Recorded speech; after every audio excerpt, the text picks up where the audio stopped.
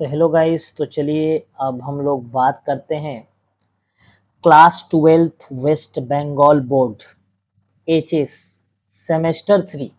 जी हाँ, new education policy में बंगाल सरकार ने आपके सिलेबस को पूरी तरह से बदल दिया है और इसे 4 सेमेस्टर में विभाजित किया है, जिसमें सेमेस्टर 1 और सेमेस्टर 2 को आपने क्लास 11 में पढ़ा है। अब हम लोग शुरू करेंगे सेमेस्टर 3 यानी कि क्लास 12th। यहाँ देखिए लिखा हुआ है क्लास 12th और सेमेस्टर 3। तो आइए आज हम आप लोगों को बताते हैं सिलेबस के बारे में। बहुत ही छोटा सा सिलेबस है और हम लोग जैसा कि जानते हैं जो थर्ड सेम होने वाला है ये पूरा तरह से एमसीक्यू बेस्ड होगा। यानी कि आपका यहाँ पे 40 मार्क्स, ये देखिए फुल मार्क्स 40 मार्क्स का 40 एमसीक्यू होंगे और इन्हें आपको सॉल्व करना रहेगा। तो इसमें क्या-क्या चैप्टर रहने वाला है, आइए मैं थोड़ा-सा जल्दी से आपको इंट्रोड्यूस करा दूं। देखिए सबसे पहले रहेगा अकाउंटिंग फॉर पार्टनरशिप, यानी कि पार्टनरशिप अकाउंटिंग के बारे में रहेगा, जिसका कवरेज यानी कि वेटेज होगा 15 मार्क्स। 40 में 15 मार्क्स इसी चैप्टर से रहेगा, अकाउंटिंग फॉर पार्टनरशिप फर्म। अब कहने का मतलब है कि सर ये पार्टनरशिप फर्म क्या होता है। देखिए पार्टनरशिप फर्म को आपने 11 क्लास में बिजनेस स्टडी में पढ़ा। पार्टनरशिप क्या होता है, साझेदारी व्यवसाय, यानी कि पार्टनरशिप इज ए रिलेशनशिप, यानी कि एक संबंध है बिटवीन टू पार्टनर्स, दो लोगों के बीच संबंध है जो क्या करते हैं, बिजनेस के लाभ और हानि को आपस में बांटने के लिए समझौता करते हैं। Partnership is an agreement between two parties, ठीक है, दो लोगों के बीच में अनुबंध है, समझौता है। अब इसके बाद देखिए, तो पार्टनरशिप के बारे में हम लोग पढ़ेंगे। कुल मिला के जब हम लोग क्लास शुरू करेंगे तो आप उसके अंदर में इन डेप्थ पढ़ते जाएंगे, समझ में आएगा। दूसरा है accounting for company, 10 marks, 10 marks इससे रहेंगे। अकाउंटिंग फॉर कंपनी से 10 मार्क्स, ध्यान रहे। अब कुछ लोग सोच रहे हैं कंपनी क्या है, तो इसको भी आपने पढ़ा है बिजनेस स्टडी में। कंपनी, कंपनी क्या होता है, कंपनी जिसके कैपिटल शेयर्स में बटे होते हैं, जो शेयर इशू कर सकता है, डिवेंचर इशू कर सकता है, जिसका मेन जो बुक होता है वो होता है मेमोरेंडम ऑफ एसोसिएशन, आपको कुछ याद आ रहा होगा। कंपनी का लायबिलिटी लिमिटेड होता है, तो आप समझ सकते हैं कंपनी, उसके बारे में उसका अकाउंटिंग कैसे होता है वो हम लोग पढ़ेंगे एमसीक्यू बेस्ड। इसके अलावा एक हम लोग पढ़ेंगे एनालिसिस ऑफ फाइनेंशियल स्टेटमेंट। जो फाइनल अकाउंट हमने पढ़ा था ना फर्स्ट सेमेस्टर में, सॉरी सेकंड सेमेस्टर में, जो प्रैक्टिकल में हम लोगों ने पढ़ा था, उसी फाइनल एनालिसिस, बस ये कंपनी का है। फाइनेंशियल स्टेटमेंट बोलेगा तो कंपनी का, हम लोग फाइनल अकाउंट पढ़े थे sole proprietorship. Analysis of financial statement यानी कि कंपनी के जो फाइनल अकाउंट है उसका एनालिसिस करेंगे, जांच करेंगे उसमें।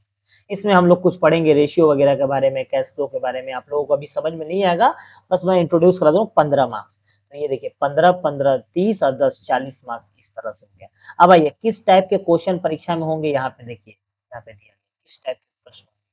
तो पहला देखिए, ये देखिए पहला टाइपोलॉजी दिया गया है, रिमेम्बरिंग एंड अंडरस्टैंडिंग, जो याद करने वाले होंगे और समझने वाले होंगे थोड़ा सा।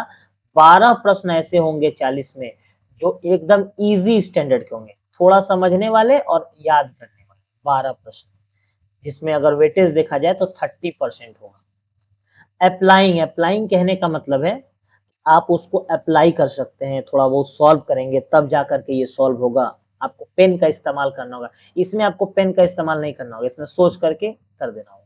अप्लाइंग थोड़ा सा पेन का इस्तेमाल करके, ऐसे 20 प्रश्नों के सबसे ज्यादा 50%, 40 में 20 50% हो गया ना, तो अप्लाइंग।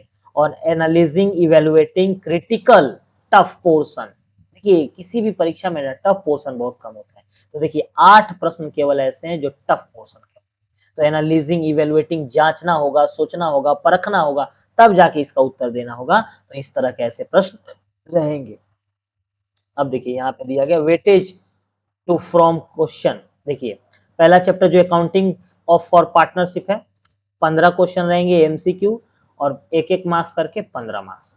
कंपनी से 10 क्वेश्चन रहेंगे एमसीक्यू, 10 मार्क्स। फाइनेंशियल स्टेटमेंट से एमसीक्यू 15 मार्क्स, 15 क्वेश्चन, एक एक मार्क्स करके 15, टोटल 40 मार्क्स। अच्छा कुछ लोग सोच रहे हैं ये क्या है, कंप्यूटराइज अकाउंटिंग वन, इसको आपको नहीं करना है। ये कंप्यूटराइज यानी कंप्यूटर पे अकाउंट्स कैसे होता है, देखिए और लगा हुआ है ना, इसलिए आपको ये नहीं करना है, आपको ये करना है, ठीक है, ये नहीं करना। अब आइए, अगर इन डेप्थ आपको सिलेबस थोड़ा समझा दें, ऐसे तो आपको उतना अभी नहीं समझ में आया, लेकिन दिखा दें। यहाँ पे देखिए 15 मार्क्स का ये है ना, तो ये देखिए पार्टनरशिप का फीचर्स पढ़ना है, पार्टनरशिप डीड, ये सब बिजनेस स्टडी में आप लोगों को पढ़ाया गया है। पार्टनरशिप एक्ट 1932 में आया था। एब्सेंस ऑफ, अगर एब्सेंस पार्टनरशिप एक्ट किसी बिजनेस में ना रहे, पार्टनरशिप डीड ना रहे तो क्या होगा। और इस तरह से ये सब गुडविल के बारे में, पास्ट एडजस्टमेंट, ये सब हम लोगों को पढ़ना है। ये सब जब हम लोग पढ़ेंगे तो बिल्कुल अच्छी तरह से समझेंगे उसको।